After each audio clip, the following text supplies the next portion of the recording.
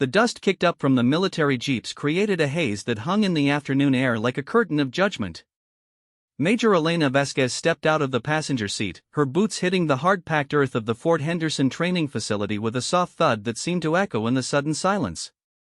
Around her, the sounds of military life continued: drill sergeants barking orders, the rhythmic cadence of marching feet, the distant pop of rifle fire from the ranges. But here, in this particular corner of the base, an unusual quiet had settled over the group of men who had gathered to witness what they expected to be an entertaining spectacle. Colonel Marcus Thornfield emerged from the lead vehicle, his weathered face already creased into what could charitably be called a smile, though Elena recognized it as the expression of a man who believed he was about to watch someone fail spectacularly. At 53, Thornfield had seen 2 decades of military service, most of it spent in various combat zones where the only women he encountered were either medical personnel safely behind the lines or civilians caught in crossfire.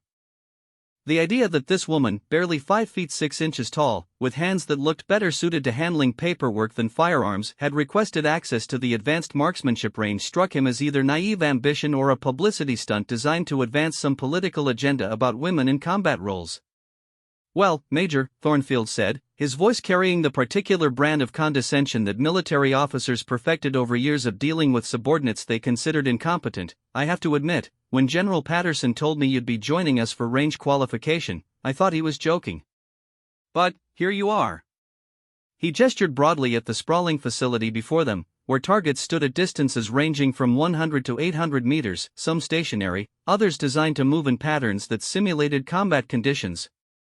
"I suppose you'll want to start with the standard 100-meter targets? Get a feel for the equipment?" Elena had been expecting this. She had, in fact, been preparing for this exact moment for months, ever since she'd learned that her promotion to lieutenant colonel hinged not just on her exemplary record in military intelligence and strategic planning, but on her ability to prove herself capable of meeting the same physical and tactical standards as her male counterparts. The irony was not lost on her that despite having coordinated intelligence operations that had saved countless lives and having spent 3 years in forward operating bases where her linguistic skills and cultural knowledge had proven invaluable, she was still required to prove her worth with a rifle. "Actually, Colonel," she replied, her voice steady and professional despite the amusement she felt at his patronizing tone, "I was hoping to use the 800-meter range. I understand you have some new Barrett M82 rifles that have just been delivered for testing." The Barrett M82 was not a weapon for beginners. Weighing nearly 30 pounds and firing .50 caliber rounds capable of stopping vehicles or eliminating targets at extreme distances, it was a rifle that demanded not just exceptional marksmanship skills but significant physical strength to handle effectively. The recoil alone was enough to knock an unprepared shooter off balance, and the precision required to hit targets at maximum range was something that even experienced snipers struggled with.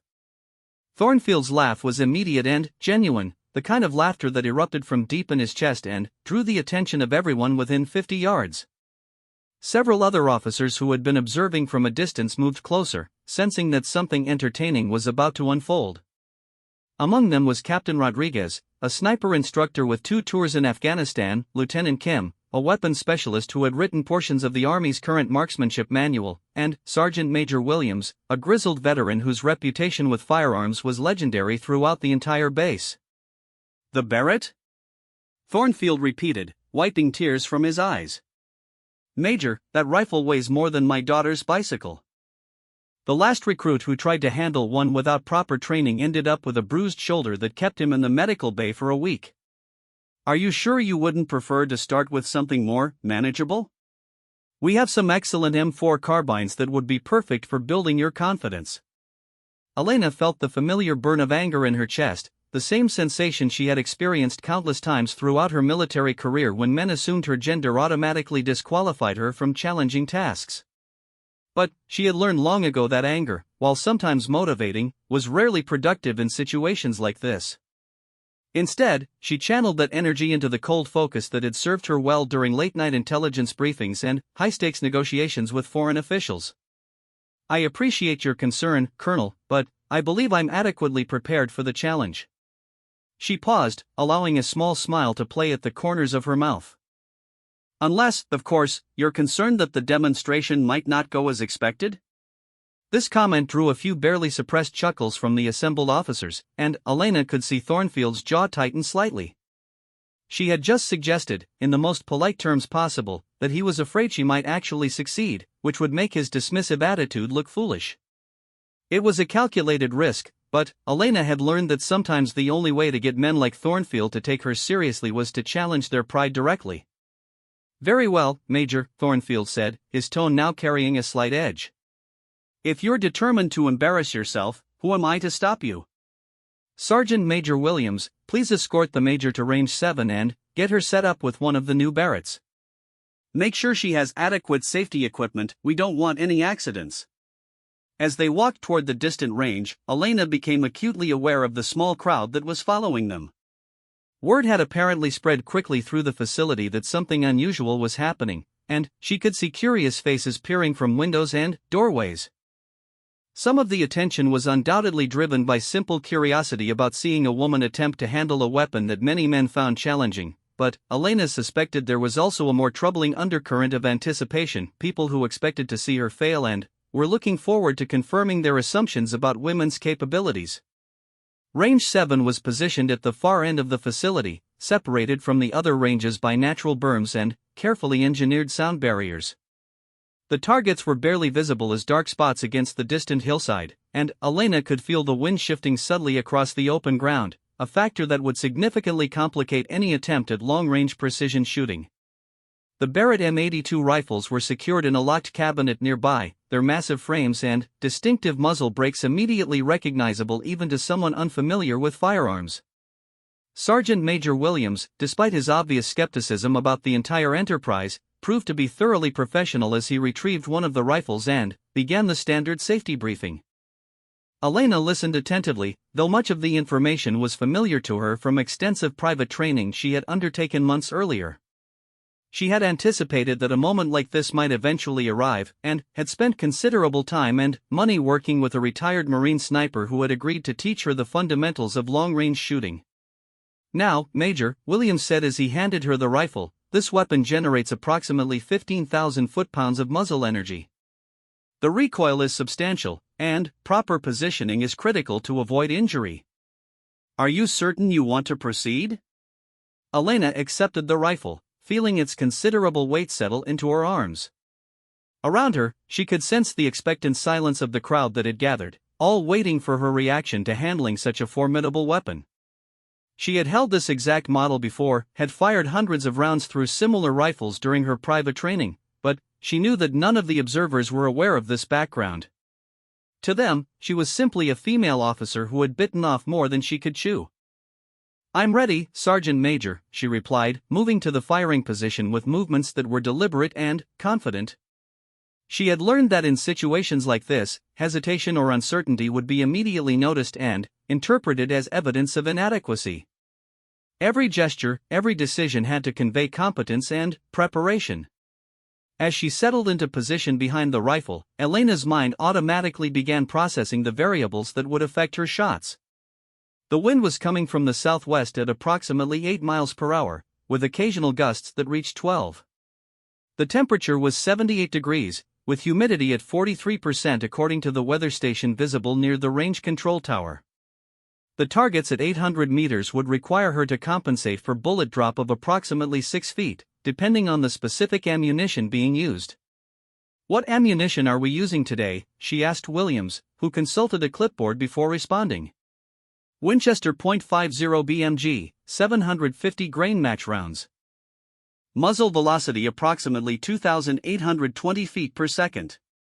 These were high-quality rounds designed specifically for precision shooting, which would make her task somewhat easier but still extremely challenging given the distance and conditions. Elena adjusted the rifle's scope, making calculations in her head based on the ballistic data she had memorized during her training.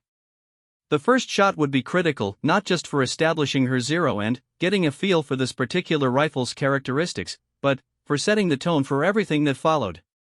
She could feel the weight of expectation from the crowd behind her, and she knew that a poor first shot would likely result in Thornfield suggesting she move to a closer target or try a different weapon. The rifle felt familiar in her hands despite its size, and she found herself slipping into the mental state that her instructor had taught her to cultivate, a kind of focused calm where external distractions faded away and her entire world narrowed to the relationship between herself, the rifle, and the distant target. Her breathing slowed and deepened, falling into the rhythm that would allow her to fire during the natural respiratory pause that provided the greatest stability. Through the scope, the target at 800 meters appeared as a clearly defined circle with scoring rings that would determine not just whether she hit it, but how precisely. The center ring, representing a perfect score, was only inches across at this distance, a target that demanded not just good shooting, but exceptional shooting. Behind her, Colonel Thornfield was explaining to the gathered officers why he expected this demonstration to end poorly. "The Barrett is an outstanding weapon system," he was saying, his voice carrying clearly across the range, "but it requires significant experience and physical conditioning to use effectively.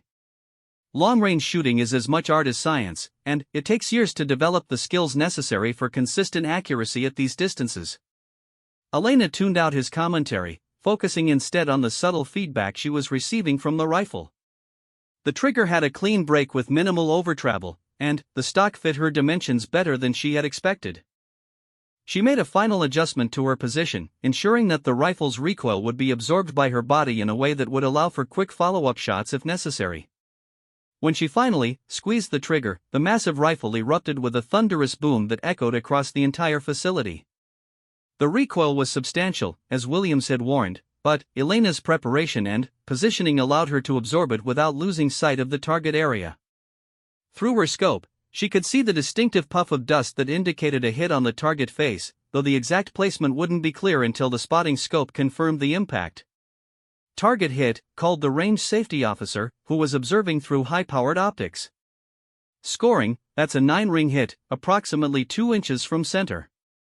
The sudden quiet that fell over the assembled crowd was almost as loud as the rifle shot had been. A 9-ring hit on the first shot at 800 meters was respectable shooting by any standard, but for someone who was supposedly inexperienced with this weapon system, it was remarkable. Elena could sense the shift in atmosphere behind her, the way conversations that had been anticipating her failure suddenly stopped as people reassessed what they were witnessing. Colonel Thornfield's voice, when it finally came, carried a note of surprise that he was clearly trying to suppress. "Well, that's quite good for a first shot, Major." "Beginner's luck, perhaps?" Elena didn't respond immediately. Instead, she was already working the rifle's bolt action, chambering a second round and preparing for her next shot.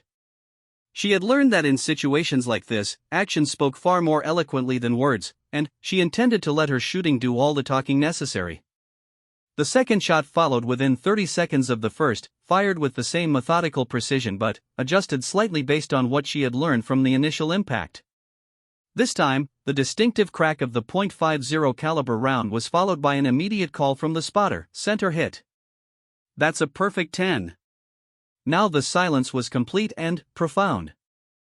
A perfect center hit at 800 meters was shooting that would be impressive from an experienced sniper, let alone from someone who was supposedly attempting this for the first time.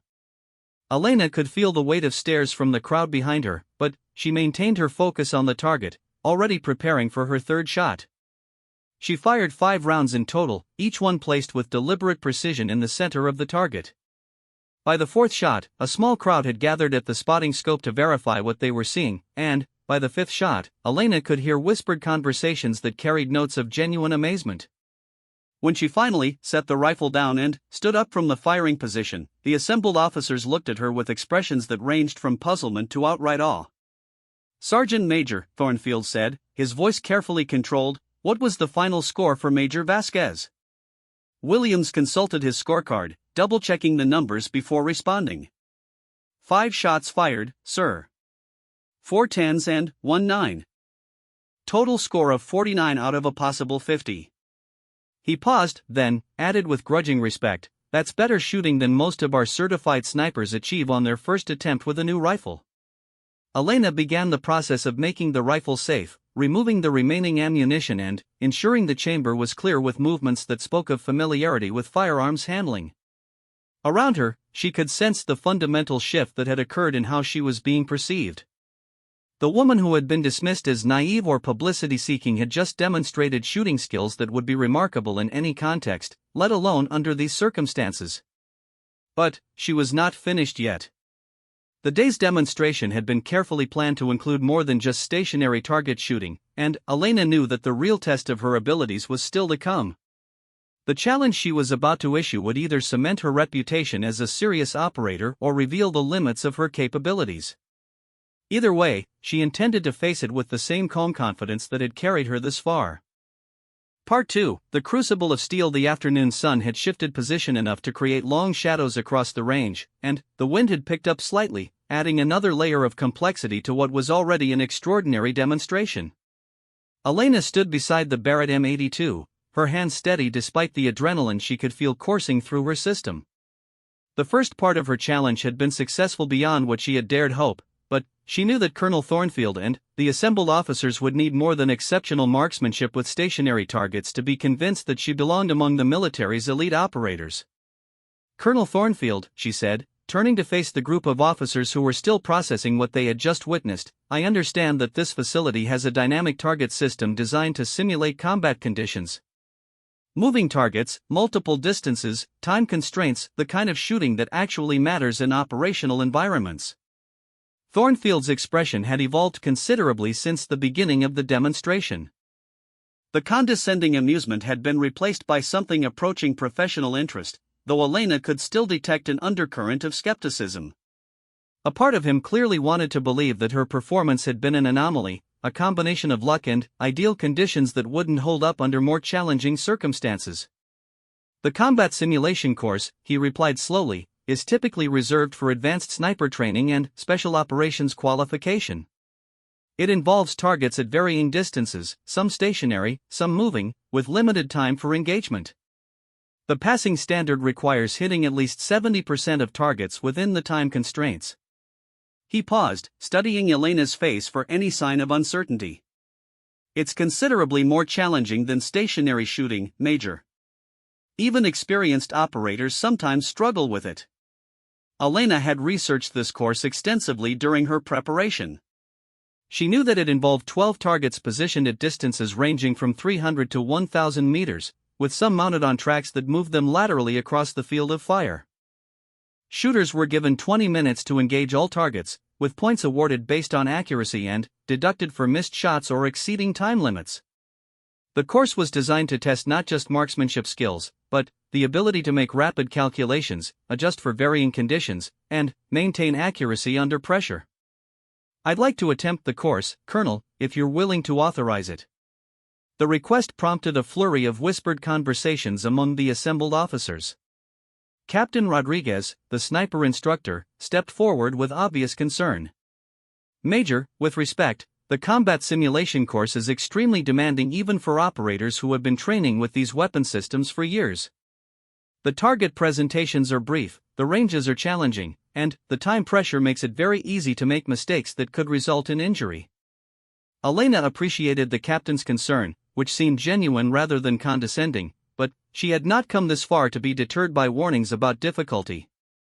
"I understand the risks, Captain, and I accept them. I'm not asking for any modifications or special accommodations, just the same course under the same conditions that would be applied to any other candidate." This statement seemed to crystallize something for Colonel Thornfield. Elena had just explicitly requested to be held to exactly the same standards as male operators, without any allowances for her gender or relative inexperience with this particular weapon system. To deny her request now would suggest either that he didn't believe the course was truly objective, or that he was unwilling to allow her to prove herself under the same conditions required of everyone else. "Very well, Major," he said finally. "Sergeant Major Williams, please configure the range for a full combat simulation run. Standard parameters, no modifications." He turned back to Elena with an expression that mixed professional curiosity with barely concealed anticipation. "I hope you understand what you're asking for." As Williams and his team began preparing the course, Elena took the opportunity to study the terrain more carefully. The targets were positioned to take advantage of natural features that would complicate shooting. Some were partially concealed behind earthen berms, others positioned in areas where heat shimmer from the sun-baked ground would distort the view through a rifle scope. The moving targets followed tracks that would require her to lead them appropriately, calculating not just their speed and direction but also the flight time of her bullets across varying distances. The Barrett M82 was not an ideal weapon for this type of rapid engagement shooting. Its weight made it difficult to transition quickly between targets, and the powerful scope that was perfect for extreme long-range shooting could actually be a disadvantage when dealing with closer, moving targets. Elena had considered requesting a different rifle system, but she knew that doing so would undermine the impact of her demonstration. If she was going to prove her capabilities, it had to be with the same weapon that had impressed the observers during the stationary shooting. While the course was being prepared, more personnel had arrived to witness the attempt. Elena noticed that General Patterson himself had appeared, along with several officers she recognized from the base command structure. Word had apparently spread through the facility that something significant was happening at Range 7, and the growing crowd suggested that her performance would be discussed and analyzed well beyond the immediate group of observers. "Course is ready, sir," Williams reported to Colonel Thornfield. "All targets operational, timing system activated. Weather conditions remain stable, winds southwest at 8 to 10 miles per hour, visibility unlimited." Elena moved back into position behind the rifle, but this time she could feel the weight of considerably more attention focused on her. The crowd had grown to include not just officers but senior enlisted personnel and even a few civilian contractors who worked on the facility. Some were undoubtedly hoping to see her succeed, but she was realistic enough to recognize that others were expecting, perhaps hoping for, her failure. The combat simulation course would begin with a whistle blast, at which point a random selection of targets would become visible at various distances. Some would remain stationary for the entire 20-minute period, while others would begin moving according to programmed patterns. Elena would need to identify and prioritize targets, make rapid calculations for distance and wind compensation, and execute shots with precision while constantly monitoring the time remaining. As she settled into her shooting position, Elena's mind went through the mental checklist that her instructor had drilled into her during months of private training. Breathing controlled and rhythmic. Grip firm but not tense. Body position optimized for stability and recoil management. Most importantly, her mindset clear and focused, free from the external pressure and expectations that surrounded her. The whistle blast was sharp and immediate, cutting through the afternoon air like a blade. Elena's scope quickly swept across the field, identifying targets as they appeared. The first was a stationary target at 400 meters, partially concealed behind a low berm that required precise shot placement to ensure a hit.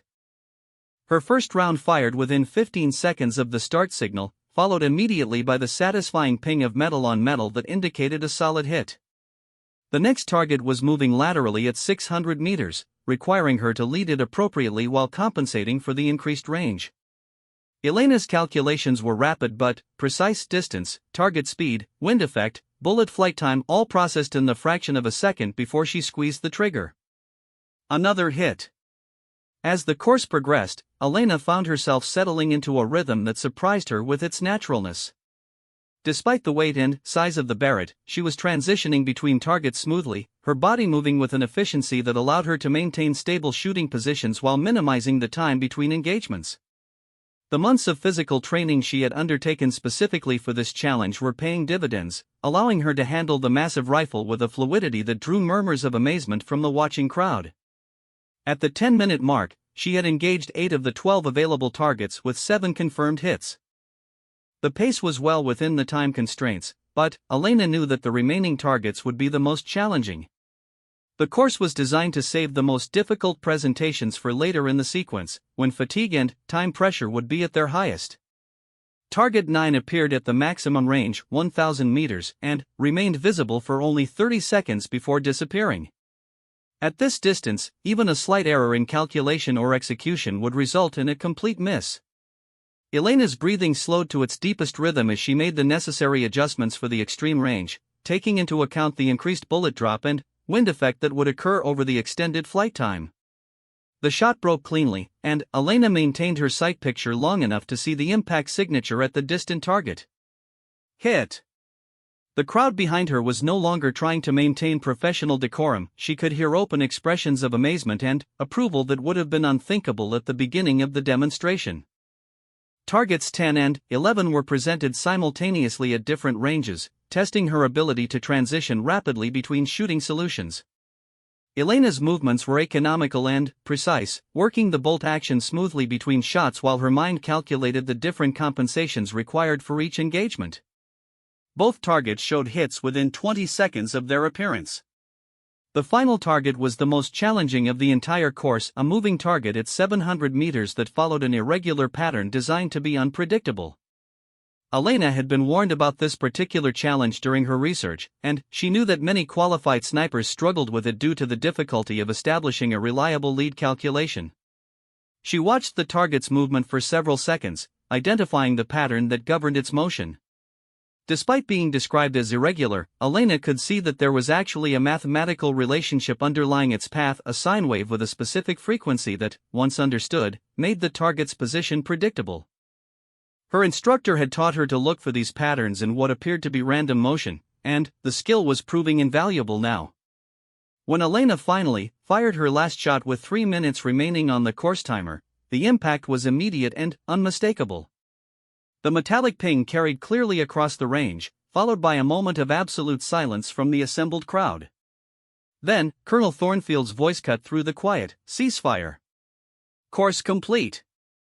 Elena made the rifle safe and stood up from her shooting position, her legs slightly unsteady from the sustained precision shooting under pressure.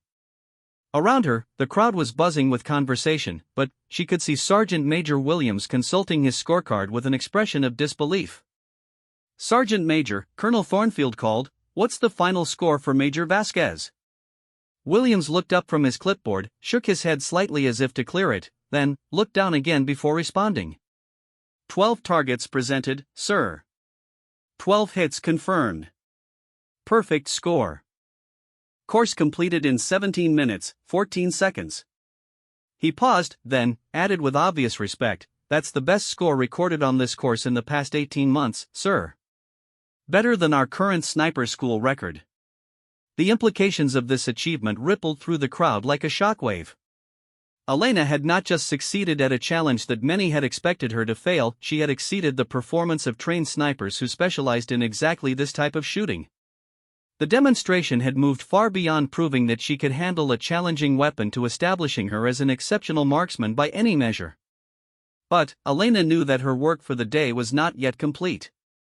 The shooting demonstration had been designed to address questions about her technical capabilities, but she understood that there were deeper issues at stake, questions about character, resilience, and the kind of inner strength that could not be measured on a firing range. The most important part of her message was yet to be delivered. Part 3, The Forge of Character. As the crowd began to disperse from Range 7, Elena noticed that Colonel Thornfield was not moving toward the vehicles with the others. Instead, he approached her with an expression that combined professional respect with obvious curiosity. The transformation in his demeanor since the beginning of the afternoon was remarkable. Where condescension had once dominated, she now saw something approaching genuine interest in understanding how he had so completely misjudged her capabilities. "Major Vasquez," he said, extending his hand in what was clearly a gesture of professional acknowledgement, "I owe you an apology. I made assumptions today that were both unfair and, as it turns out, completely incorrect. That was exceptional shooting by any standard, and I'm curious to understand how you developed those skills." Elena accepted his handshake while considering how much of her story to share. The full truth involved months of intensive training that she had undertaken entirely on her own initiative and, at her own expense, driven by a combination of professional ambition and personal pride that had compelled her to exceed rather than merely meet the standards expected of her. But, more importantly, it involved a fundamental transformation in how she understood her own capabilities and her relationship to the challenges that others used to define her limitations. "Thank you, Colonel. The apology is appreciated, though I understand why you formed the opinions you did. Most people, when they first encounter someone in a situation like this, rely on their existing assumptions and past experiences to predict outcomes. It's a natural human tendency." Elena paused, glancing back at the now silent firing range where she had just altered several careers' worth of preconceptions. "But I think there's a larger conversation here about how we assess potential and what it really takes to excel in demanding fields." Thornfield nodded slowly, his professional experience telling him that Elena's shooting demonstration had been about more than marksmanship. "I'm listening, Major. And I suspect this conversation is going to be more important than anything that happened on the range today." Elena had been preparing for this moment as carefully as she had prepared for the shooting. She knew that changing minds about women's capabilities in military roles required more than demonstrating technical competence, it required helping people understand the psychological and philosophical foundations that made such competence possible. The most important battle was not fought with rifles, but with ideas. "Colonel, when you first saw me today, you made an assessment based on what you observed: my size, my gender, my apparent lack of familiarity with the weapons systems here. That assessment led you to predict that I would struggle with challenges that you considered beyond my capabilities. It was a logical conclusion based on the information available to you." Thornfield shifted slightly, recognizing that Elena was building toward a point that would require him to examine his own thought processes. "That's correct, Major. I made judgments based on my experience and observations. Now, the question becomes, what was wrong with your initial assessment? Was it the logic you used, or was it the assumptions underlying that logic?" Elena gestured toward the distant targets that still bore the evidence of her shooting. "Because understanding the answer to that question is critical to understanding what happened here today." The colonel was quiet for several moments, working through the implications of Elena's question. As a career military officer, he was accustomed to analyzing failures and successes to extract lessons that could be applied to future situations. Elena's challenge was asking him to apply that same analytical approach to his own cognitive processes. "I think," he said finally, "that my logic was sound, but my assumptions were flawed. I assumed that physical appearance and gender were reliable predictors of capability in this context. I assumed that expertise with these weapon systems would be visible in obvious ways. And I assumed that exceptional performance required certain characteristics that I didn't observe." Elena smiled, recognizing that Thornfield was demonstrating the intellectual honesty that had probably contributed to his success as an officer. "Exactly. And that brings us to the real lesson from today's demonstration. The most important battle that anyone faces, whether in military service, professional development, or personal growth, is not against external opponents. It's against the internal voice that accepts limitations as permanent and unchangeable." This concept was central to everything Elena had learned during her own transformation from a competent but conventionally limited officer to someone capable of exceptional performance under pressure. The shooting skills she had demonstrated were impressive, but they were ultimately just a visible manifestation of a much more fundamental change in how she understood her own potential and her relationship to challenging goals. "When I first decided to pursue advancement into roles traditionally reserved for men," Elena continued, "I faced a choice that I think confronts everyone who wants to achieve something significant. I could accept the conventional wisdom about my limitations, my size, my background, my gender, and work within those constraints. Or I could test those limitations systematically and scientifically to determine which ones were real and which ones were simply assumptions that had never been properly challenged." Thornfield was listening with the focused attention of an officer receiving a briefing on critical intelligence. Elena could see him processing not just her words but their implications for his own leadership responsibilities and his role in developing other personnel who might face similar challenges. "The process of testing those limitations," Elena said, "required me to confront what I call my weak self, the part of my personality that accepted other people's assessments of my potential without question. The part that looked for reasons why challenging goals were unrealistic rather than looking for ways to achieve them. The part that prioritized comfort and acceptance over growth and excellence." This concept of the weak self was something Elena had developed through extensive reading in psychology, philosophy, and performance optimization. She had come to understand that most people carried within themselves both a version that was capable of exceptional things and a version that was comfortable with mediocrity. The difference between high achievers and average performers was not primarily about talent or opportunity, but about which version of themselves they chose to strengthen through their daily decisions and actions. "Colonel, when you laughed at my request to use the Barrett M82, you weren't really laughing at me. You were responding to what you perceived as the gap between my apparent capabilities and my ambitious goals. It was a rational response based on conventional expectations. But what you were observing was my weak self, the version of Elena Vasquez who would have been satisfied with meeting minimum standards and avoiding challenges that carried significant risk of public failure. Elena paused, allowing Thornfield to absorb this distinction. Around them, the late afternoon sun was casting longer shadows across the training facility, and she could see other personnel in the distance continuing their own training routines, the daily process of physical and mental preparation that military life demanded from everyone regardless of their role or rank. The Elena Vasquez who demonstrated exceptional shooting today is not a different person with different inherent capabilities. She is the same person who made a conscious decision to systematically destroy the internal voice that said you can't and replace it with a voice that asked how can I?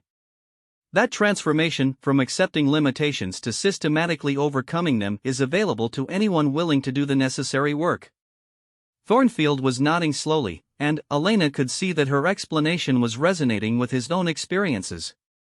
Every successful military officer had stories of overcoming challenges that had initially seemed beyond their capabilities, and Elena was describing the psychological process that made such growth possible.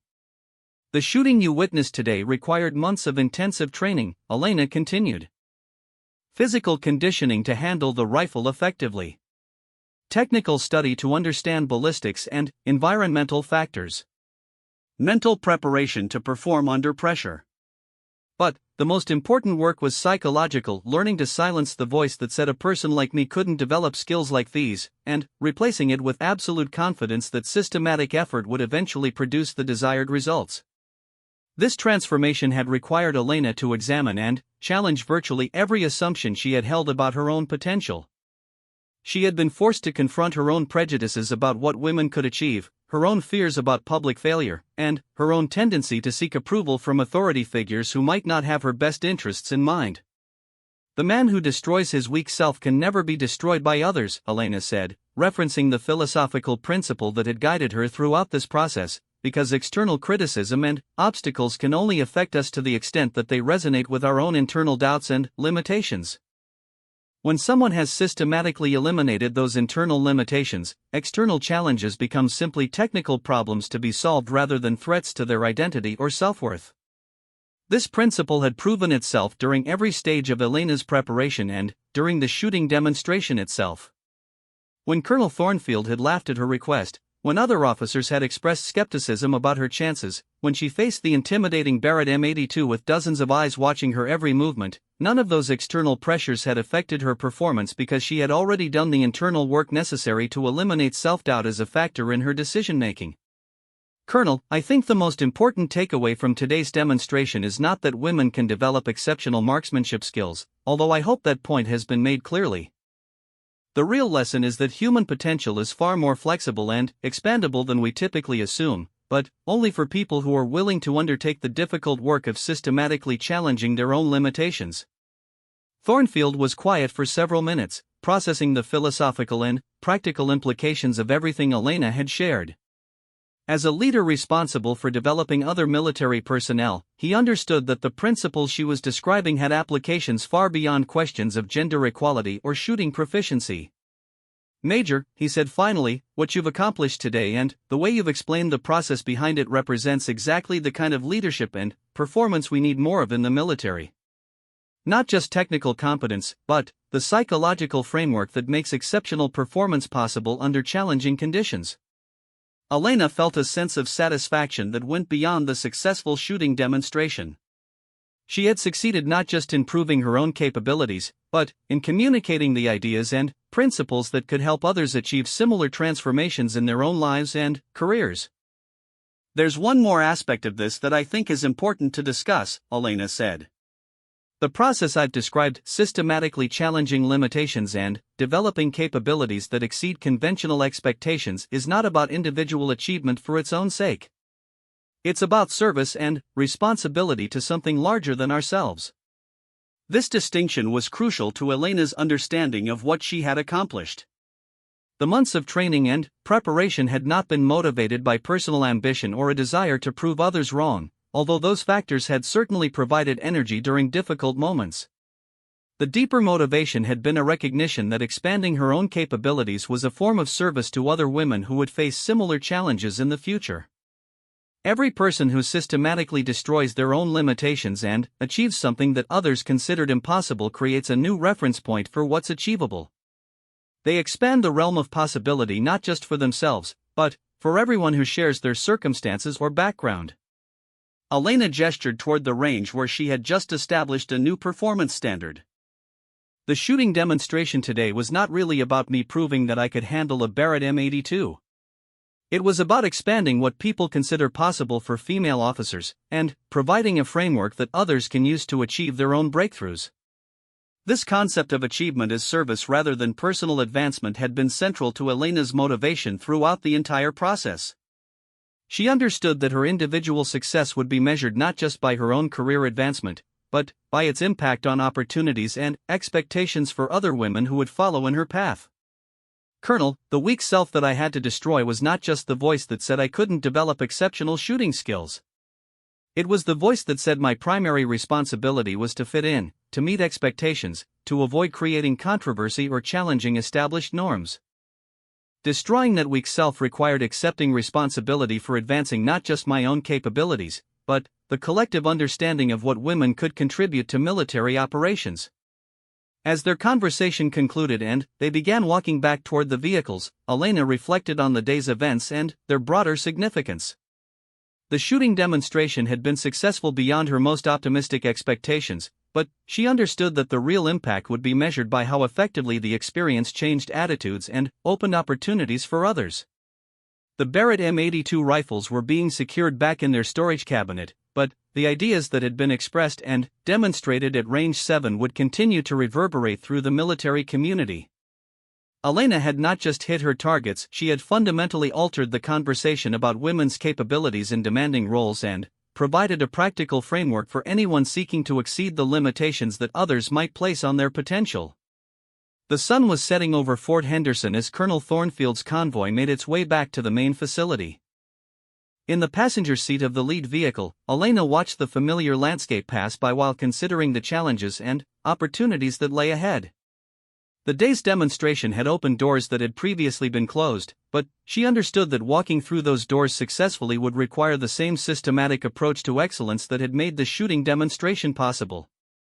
The weak self that had once accepted limitations as permanent had been replaced by something stronger and more capable, not through magic or luck, but through the disciplined application of principles that were available to anyone willing to undertake the necessary work. Elena Vasquez had requested access to the range, and though the colonel had laughed, her shots had indeed silenced everyone. More importantly, they had spoken eloquently about the unlimited potential that exists within every person who chooses to destroy their weak self and build something stronger in its place. The conversation about potential, limitation, and the power of systematic self-improvement would continue long after the echoes of gunfire had faded from Range 7. And, in conference rooms and training facilities across the military, other officers would begin to question their own assumptions about what was possible, and who was capable of achieving it. The most important targets Elena had hit that day were not made of metal and paper, but of preconception and prejudice, and those hits would create ripple effects that would be felt for years to come.